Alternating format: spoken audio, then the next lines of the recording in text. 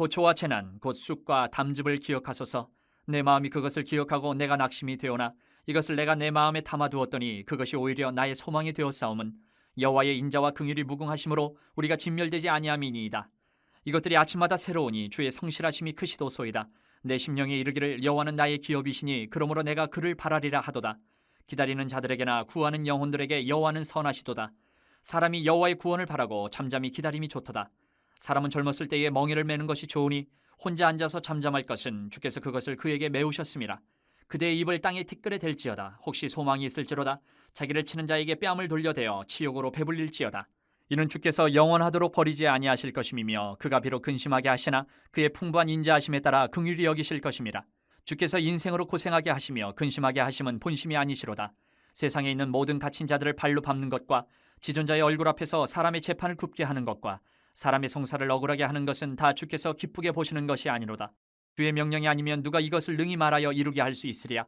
화와 복이 지존자의 입으로부터 나오지 아니하느냐. 살아있는 사람은 자기 죄들 때문에 벌을 받나니 어찌 원망하랴. 고난 중에도 하나님만을 유일한 희망으로 여겨야 된다. 어저께 우리가 그런 본문의 교훈을 받았습니다. 어떠십니까? 여러분은 고난 받는데도 하나님을 유일한 희망으로 여기고 살아가고 계십니까? 그렇다면 어떤 상황이 있을지라도 하나님만 바라보고 기다리는 성도는 과연 무엇을 해야 할까? 어떻게 하는 게 하나님만 바라보고 기다리는 것일까? 그냥 목 베고 하나님 주여 주여 이러고만 있는 걸까? 어떤 구체적인 태도나 자세가 있을까? 오늘 그것을 말씀을 통해서 우리가 살펴보면 좋겠습니다. 어떤 상황이 있을지라도 하나님만 바라보고 기다리는 성도의 태도 무엇일까? 그 첫 번째는 19절부터 24절을 보면 고난 중에도 소망하는 것입니다. 고난 중에도 소망하는 것. 예레미야 선지자는 하나님을 배반한 유다 백성들이 정말 힘들고 어려운데 가만히 보면서 기도하다 보니까 하나님이 그렇게 진노하셨는데도 유다 백성을 완전히 진멸하지 않고 살도록 그냥 보존하고 계신 모습을 발견했어요. 살아있는 것을. 고난 중에도 다 죽지 않고 살아있는 것을 발견했어요. 이것이 유다를 진멸하고 유다를 벌하고 계시지만 살아가고 계시는구나. 불쌍히 여기시고 계시는구나. 그것을 발견한 거예요. 그 모습에서. 그래서 고난 중에서도 하나님의 인자하심, 긍휼하심을 발견하게 됐어요. 그러자 계속 낙심하고 괴로워하고 했었는데 이제는 그 낙심하고 원망할 만한 죽을 만한 고초와 재난이 계속되고 있음에도 불구하고 소망이 생겼어요. 여러분, 이런 예레미야 선지자의 발견, 하나님의 사랑을 발견하고 똑같은 어려운 상황에서도 고난과 고통에 대한 부르짖음이 소망으로 바뀌어가는 이 모습을 보면서 우리도 어떤 고난 중에 있을지라도 하나님을 바라봐야 된다라는 거죠. 도무지 회복될 수 없는 그런 상황일지라도 용서받을 수 없는, 전혀 기대할 수 없는 그런 최악의 상황일지라도 우리는 하나님을 바라봐야 된다.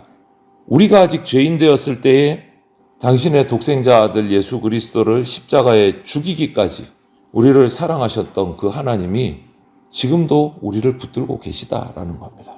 그것을 잊으면 안 돼요. 수많은 역경 속에서도 하나님은 우리를 징계하실 때도 있고 우리를 고난 중에 던지실 때도 있었지만 끝까지 우리를 완전히 놓지 않고 붙들고 계셨다라는 것을 우리는 기억을 해야 돼요. 그리고 성실하게 우리를 인도해 오셨어요. 구원에 이르기까지. 이런 하나님의 무한하신 인자하심과 긍휼하심은요, 모든 것을 덮고도 남을 만큼 크고 위대하십니다. 우리는 거기에 소망을 둬야 돼요. 고난 중에도 하나님의 인자하심과 긍휼하심에 소망을 둬야 된다. 그 근거가 뭐냐? 그냥 저와 여러분들이 지금 살아있는 그 존재 자체가 근거예요.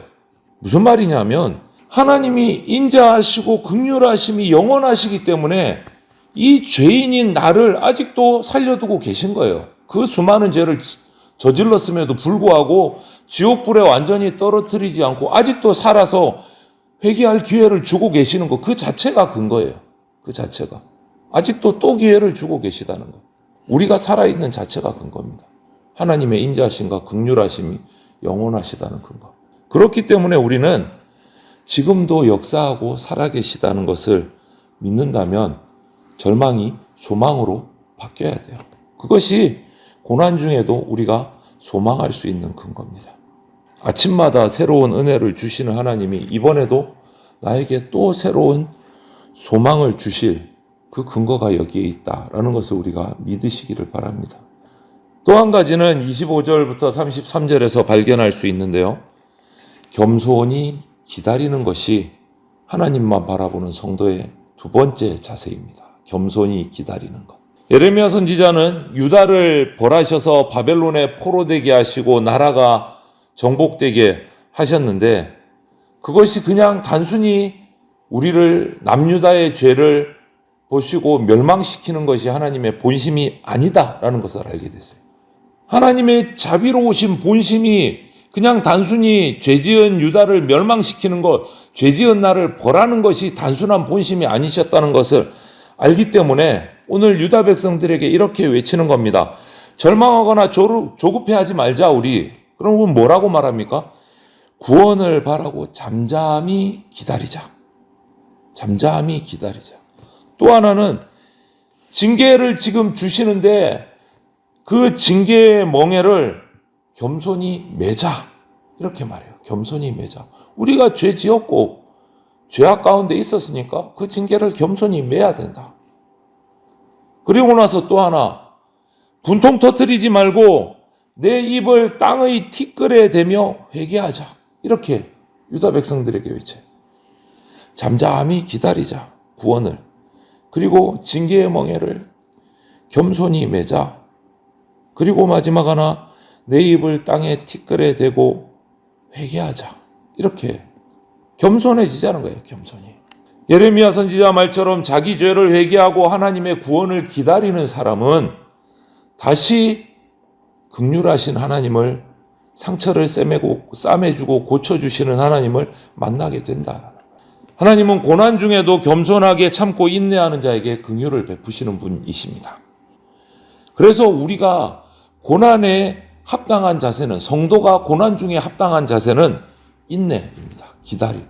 어리석은 사람은 고난당할 때 원망이 먼저 나옵니다. 불평이 먼저 나옵니다. 앞뒤 분간 안 하고 하나님 왜 이렇게 힘들게 하세요? 불평이 먼저 터져나와요. 빨리 고난 그치게 해주세요. 막 주저리. 그러면서 시간을 다 허비한다. 이게 어리석은 사람의 인생의 모습이에요. 하지만 하나님 앞에서 지혜로운 사람은, 성도는 고난 중에 있을 때 모든 말을 멈추고 겸손히 하나님 앞에 나가서 머무릅니다. 원망과 불평의 말을 벌리기 전에 입을 땅의 재에다가 티끌에다가 대고 모든 말을 멈추고 겸손히 하나님 앞에 나가서 엎드립니다. 이것이 지혜로운 성도의 모습이다. 이런 과정을 통과했을 때, 이런 과정을 통과한 자는 이전에 내가 전혀 만나보지 못했던 하나님의 풍부한 인자하심과 긍휼하심을 새롭게 맛보게 된다. 이 과정을, 겸손히 기다리는 과정을 통과한 자는. 그러므로 여러분, 우리에게 찾아온 고난은 전부 다 나쁜 것만은 아니다라는 거예요. 우리를 고생시키는 것이 하나님의 본심이 아니다라는 거예요. 오늘 예레미야 선지자가 깨닫고 하는 그것을 우리도 깨달아야 돼요. 내게 주시는 하나님의 고난이 전부 다 나쁜 것이 아니구나. 하나님의 본심이 아니구나. 이걸 깨달아야 돼요. 오히려 하나님은 그 고난을 우리에게 주실 때는 우리의 부족함을, 그 고난을 통해서 부족함을 채우고 깨닫게 하셔서 나와 하나님과의 관계가 더 끈끈하게, 더 가까워지기를 소망하시는 것이 하나님의 본심이다. 그래서 우리는 고난이 찾아올 때 우리의 자세는 겸손히 하나님의 인자하심과 긍휼하심을 기다려야 된다. 이전에 알지 못했던 또 다른 하나님의 모습을 그때 우리가 발견할 수 있기 때문에 그렇습니다. 한 가지 더 고난 중에 우리 성도들의 올바른 자세는 34절과 39절에서 우리가 보게 되는데요. 정직하게 고백해야 된다. 하나님은 고난 중에 슬퍼하는 자들과 함께 슬퍼하시는 분이십니다. 우리에게 고난을 주시고 아이고 고소하다, 한번 고생 좀 해봐라 이러면서 계신 분이 아니다라는 거예요. 함께 슬퍼하신다. 하나님은 압제와 불의로 고통당하는 자 그냥 내버려두지 않으십니다. 반드시 때가 되면 공의로 심판하시고 억울한 자의 형편을 들어주시는 분이세요. 공의한 심판장이십니다. 그래서 예레미야 선지자는 하나님이 바로 이런 분이시기 때문에 소망을 가지는 거예요. 그렇게 고백하는 거예요. 유다 백성을 하나님이 허락하셔서 벌하게 하는 도구로 바벨론을 쓰셨지만 유다 백성을 학대하고 폭행하는 바벨론을 때가 되면 심판하실 것이기 때문에 원망하고 낙심만 하고 있지는 않는다. 하나님의 공의는요, 불의한 방법으로 승리한 자에게는 위협이 되고 회개하는 패자에게는 위로가 된다. 우리가 믿는 하나님은 화와 복을 주관하시는 분이십니다. 말씀으로 모든 것을 다스리시는 전능하신 하나님이십니다. 그렇기 때문에 오늘 예레미야 선지자는 하나님의 손에 내가 벌을 지금 당장 받고 있더라도 절망하거나 원망할 필요가 없다라고 말하고 있는 거예요.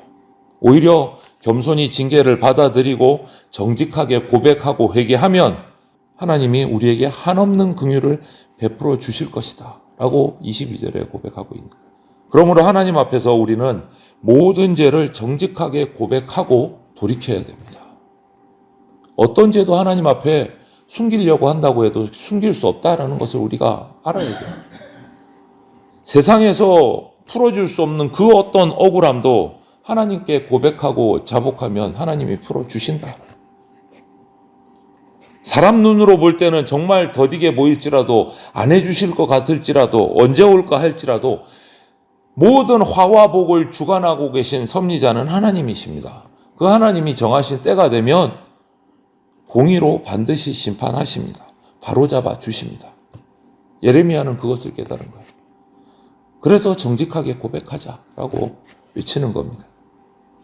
오직 하나님만이 우리가 기대할 수 있는 가장 확실한 도움이시고 소망이 되십니다. 이것을 꼭 기억하십시오. 오늘 본문에서 우리가 기억합시다. 하나님은 인자와 긍휼하심이 무궁하시기 때문에 우리는 고난 중에도 다시 새롭게 하실 하나님을 기대할 수 있는 겁니다. 하나님은 겸손히 그분을 기다리는 자에게 풍부한 인자와 긍휼을 베풀어 주시는 분이십니다. 이것을 우리가 믿기에 소망할 수 있는 겁니다. 하나님은 이 세상의 화복을 주관하시고 공의로 세상을 통치하시는 전능하신 주님이시기 때문에 우리는 소망을 하나님께 두어야 하는 겁니다. 예레미야 선지자는 그런 것을 다 깨닫고 발견한 후에 유다 백성들에게 오늘 외친 겁니다. 하나님의 이 엄혹한 심판 속에서도 하나님의 본심은 그것이 아니고 다함이 없는 인자하심과 긍휼하심이다 라는 것을 외치는 겁니다. 그때 절망이 소망으로 바뀌었어요. 슬픔 중에도 희망을 노래할 수 있게 되는 이유가 바로 거기 있는 겁니다. 살아계신 하나님이 우리와 함께 계시기 때문에 저와 여러분들도 다시 희망의 애가를 부르면서 오늘 하루도 하나님 앞에 소망을 품고 원망과 불평을 내려놓고 소망을 가지고 하나님을 찬양하는 그러한 하루를 살아가는 주의 백성들이 다 되시기를 주님의 이름으로 축원을 드립니다. 아멘.